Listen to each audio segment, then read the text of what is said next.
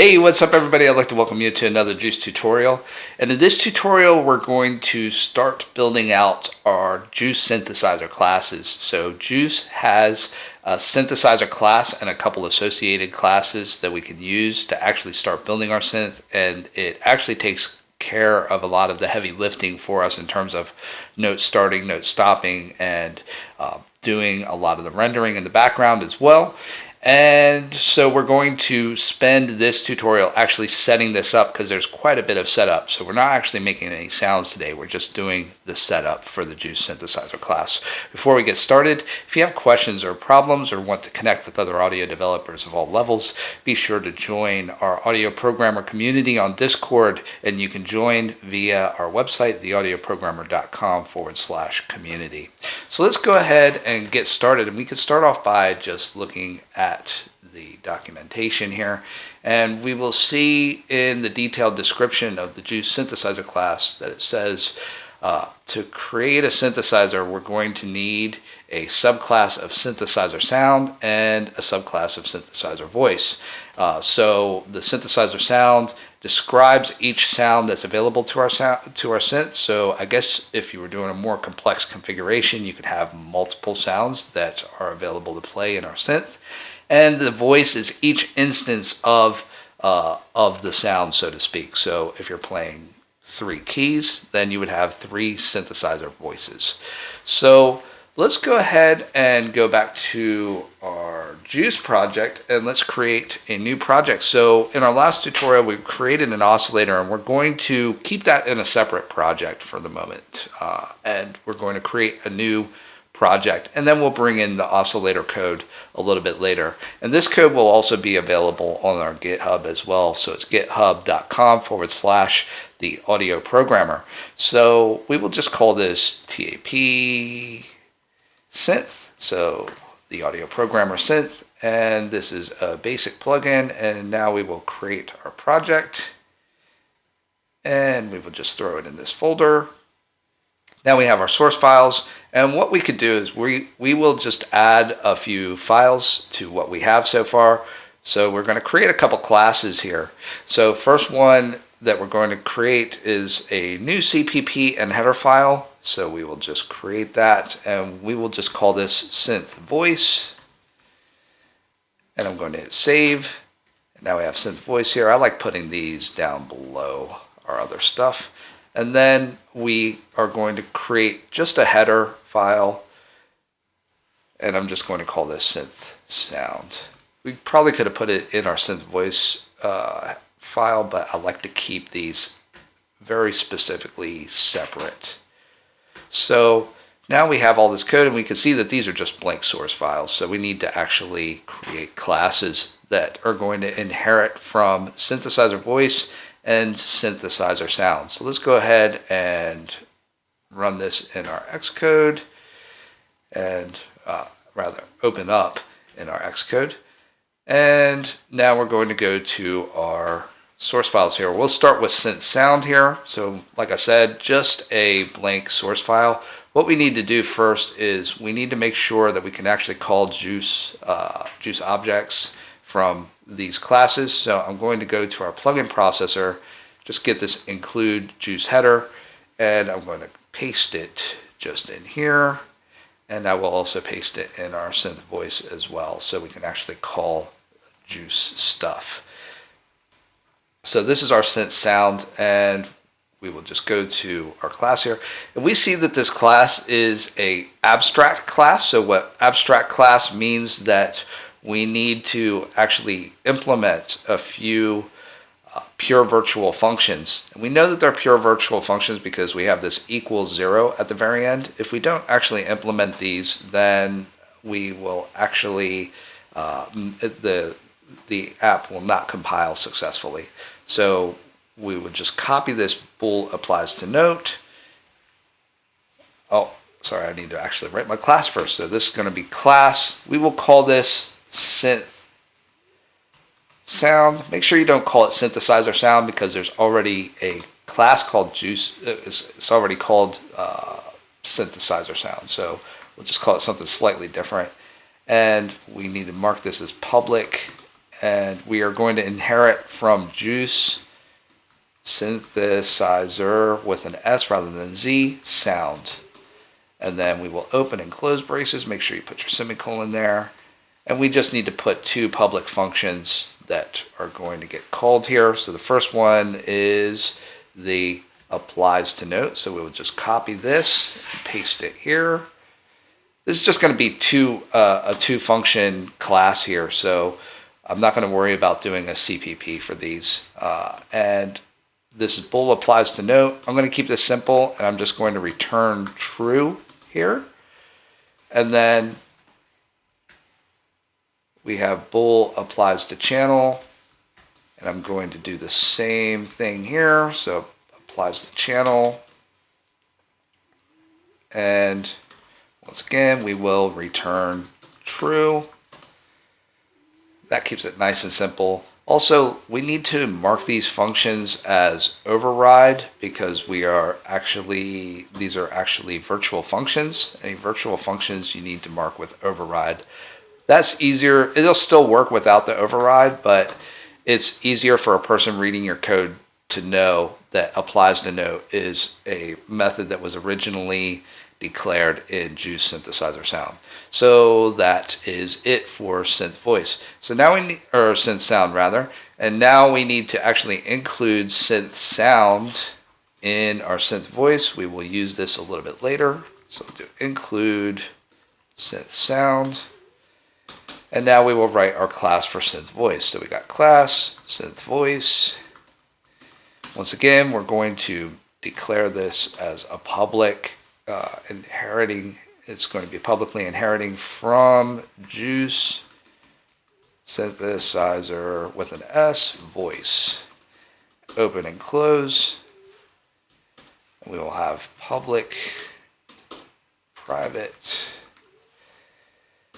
And now in synthesizer voice, we have a number of methods that are once again pure virtual functions that we need to actually implement.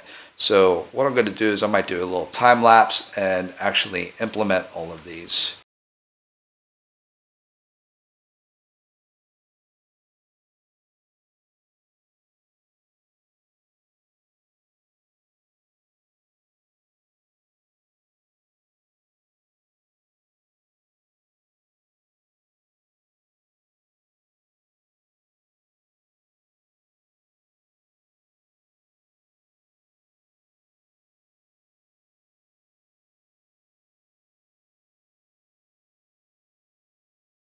Great, and now we need to actually implement these. And just a few tips here very quickly. Any Juce objects such as audio buffer and synthesizer sound, we need to make sure that we prepend them with the Juce namespace. Also make sure that you mark all of these functions as override. So now we will copy these, we will move them over to our C++ file, and we will actually do the implementations.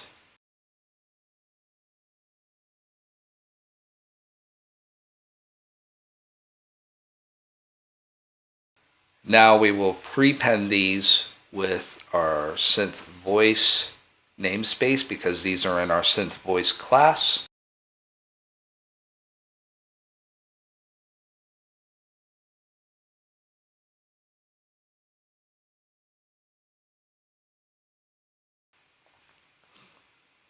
And we have successfully built this project so far. So now we're just going to actually put synth voice and synth sound in our plugin processor.cpp. So this is responsible for actually playing the sounds. And now we're going to go back to synth voice. And so we have this method here called canPlaySound. So this is a method that will essentially return true if we actually have a sound loaded up and that we're actually able to play a sound. So what we will do is make sure that synth sound is included in our synth voice class. And then what we need to do is we have synth sound, which is inheriting from Juce synthesizer sound. And we're going to do a little check here to make sure that our synth sound is correctly casting as a synthesizer sound or is a type of synthesizer sound. And if it is, then it will return true. Otherwise, we will not hear anything. So we want to return. We're going to do this dynamic cast. And then we want to make sure that our synth sound is a Juce synthesizer sound pointer. And that will be the sound that's coming in.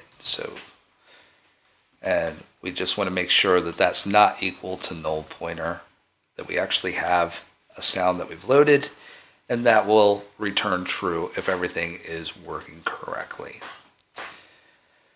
So now we've implemented all of our pure virtual functions. We've implemented synth voice, we've implemented synth sound, and now we can start creating our actual synth. So what we will do is we will declare a synth object. Synth. I'll just call this synth. And the first thing that we need to do is we actually need to add voices and add a sound to our synthesizer. So we're going to make this very simple to start off with. So we'll make it a monophonic synthesizer. It's only going to have one voice and one sound that it can play. So I can say synth, add sound, and we'll create a new synthesizer sound in the heap.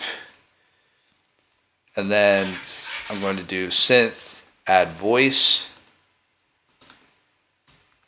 And now we have new synth voice. Make sure you call the constructor here. If you forget these parentheses afterwards, it won't work right. So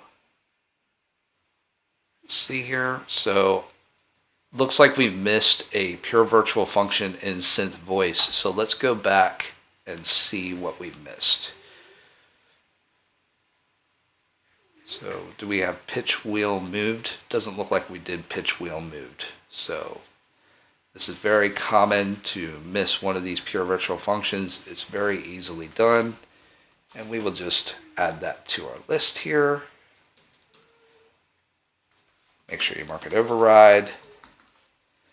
Then we need to actually do an implementation. I like to keep these methods in the same order as they're declared.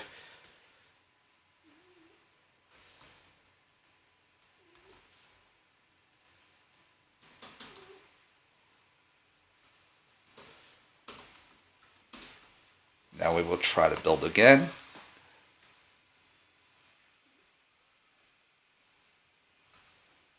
And now we got build succeeded. So we're all good there so far.